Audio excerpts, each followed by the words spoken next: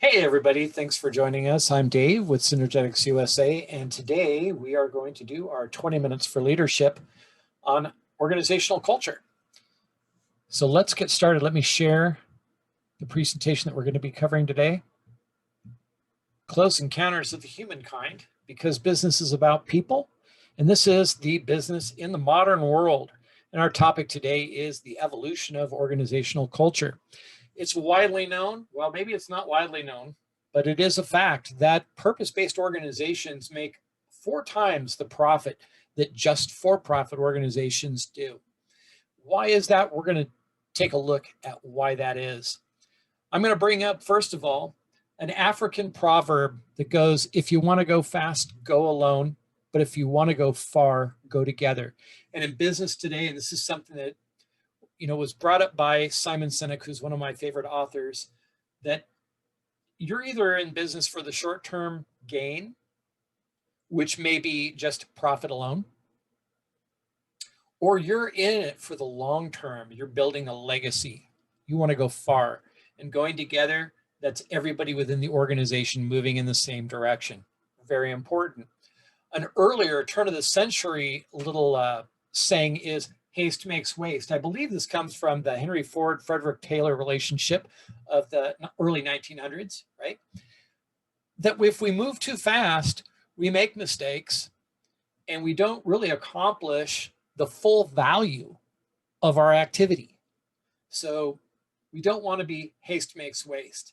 And it also reminds me of something that a mentor of mine shared with me and shared in the 7 Habits of Highly Effective People, Dr. Stephen Covey, when he talked about, with people, fast is slow and slow is fast. And this means that with people, we cannot be efficient time-wise with our relationships. It takes time for us to build mutual trust, mutual respect, be able to understand each other's communication habits and skills and abilities, right? It takes time, but if we take the time and we're patient with people, that relationship ends up growing much faster than if we try to go fast and get everything done at once. It doesn't work that way. It takes time. And ultimately, we need to understand at the end of the day that it is a people thing. Business is about people. It's about your customers, and it is about the people who work for you and their relationship with your customers. And their relationship to your customers will mirror the majority of the time the relationship they have, your people have with your leadership. So it really does go top down. People go, oh, that's crazy. Top down? No way can you get an organizational culture to change from the top down. It's got to be from the bottom up, because you've got more people at the bottom and less people at the top. No, that's not how it works, folks. That sounds like consultant talk, when the reality is, having been in those organizations for over 35 years, I know things come from the top down because that's where the authority is. I'm not saying grassroots things cannot grow from the bottom up. They absolutely can. But when we're talking about organizational culture and the future direction of the organization, that has got to come from an enlightened leadership group, not the followers. So let's talk about this in a little more detail. Common mistakes that we see in business today, and we're seeing it in business today, and these are mistakes that we've brought from the 70s, 80s, and 90s. Common mistakes, number 1, hiring a resume. Look, folks, resumes give you skill sets and some feeling for who this person may be, from their education, from their work experience, but it doesn't mean that they're a fit for your organization culturally. You can hire somebody basically just off of their skill sets, their education experience, and find out you've hired a cancer. The individual is extremely negative. They're highly competitive in a way that they want their coworkers to lose in order to feel like they've won. That is not the dynamic you want to bring into your organization. Seeing the employee as a commodity. Treating your employees like, you know what, you're a dime a dozen. I can go out in the corner. There's 10 more at you sitting out there that would love your job. If that's your management style, if you're managing out of fear and saying, look, if you don't do this, hit the road. That means you didn't do a very good job of selection. You didn't take the time to really hire the human being. All you did was hire a resume. So your employees are not a commodity. They're a valuable part of your organization, and you need to treat them that way. Managing people, big mistake. You do not manage people. Within a business, you manage processes, you manage the administration. Those are all things that need to be managed. People need to be led. They need to be inspired. They need to be coached and mentored. They need to be stretched, right? That's real leadership. We're going to be talking about that in more detail in a future vlog. Poor communication. Now, bear in mind, all organizations have opportunities to improve when it comes to communication, right? I mean, it's nature. What I'm talking about in regards to communication is one's ability to have difficult conversations and handle it with courage. Handle it with respect, right? To be able to have those difficult conversations in a way that leads to positive outcomes, to positive relationships, and the ability for the organization to continue to move forward and congruent with their values. So those are common mistakes that we see most frequently in businesses that we get invited to consult with, to work with. So let's talk about what needs to be in place in order for an organizational culture or a culture-based organization, purpose-based organization to thrive, right? They need to have a purpose, why they exist. They need to have vision. How does that perspective project itself into the future? And what does that look like? We need to have values, and we need to have clear roles. So let's take a deep dive down into each one of these. Let's start with purpose. The purpose-based organization sees itself as a cause, not just a business.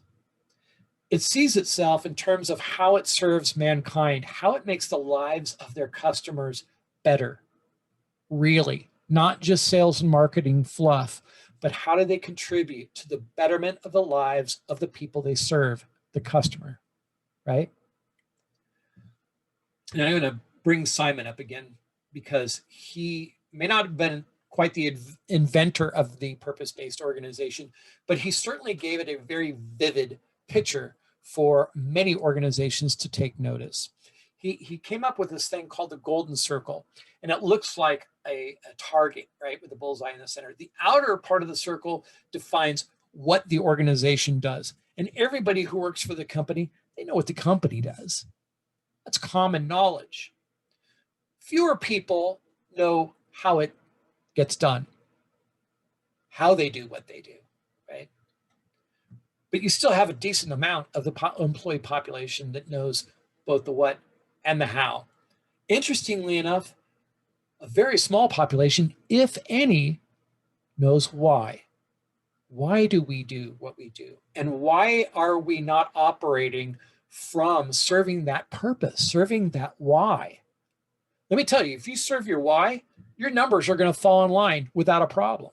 If you focus on the numbers, your purpose gets convoluted and may disappear entirely.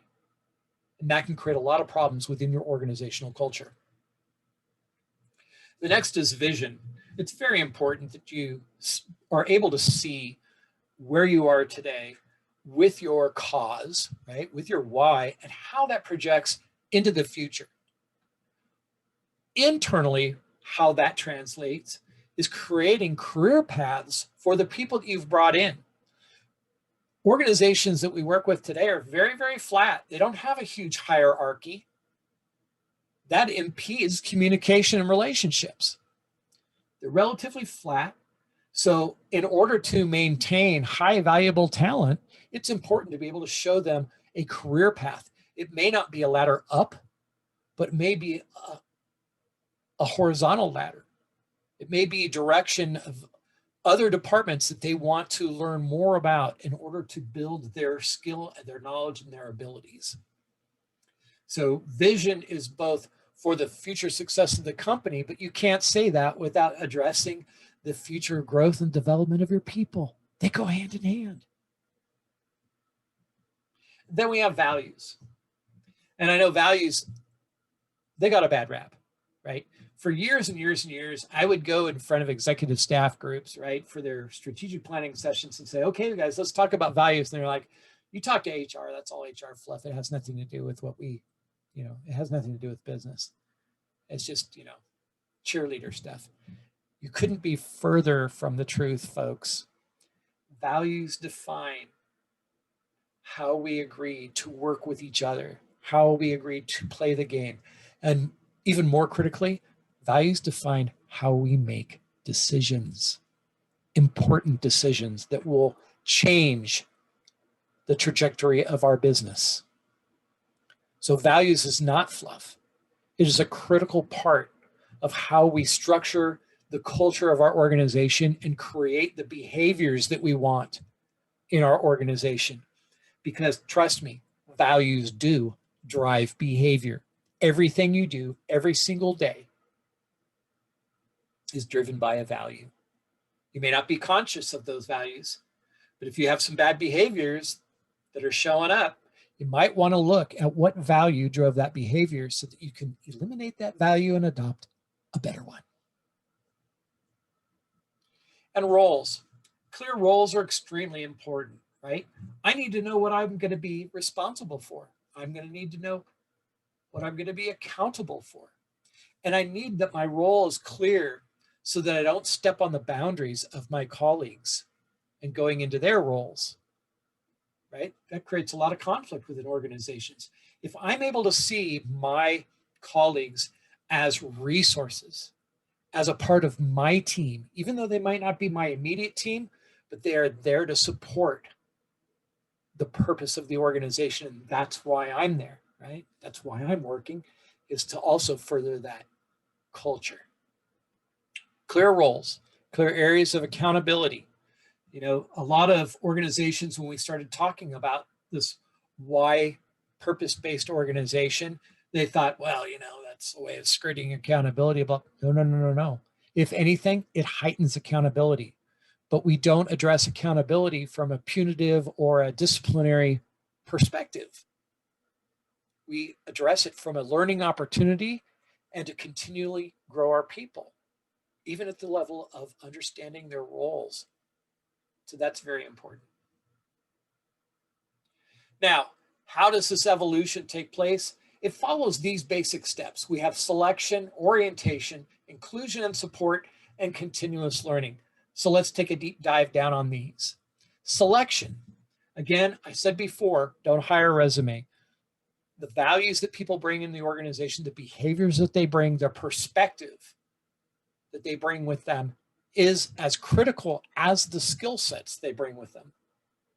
I don't care how good of an engineer you are, if you are disruptive, if you are not good at relationships,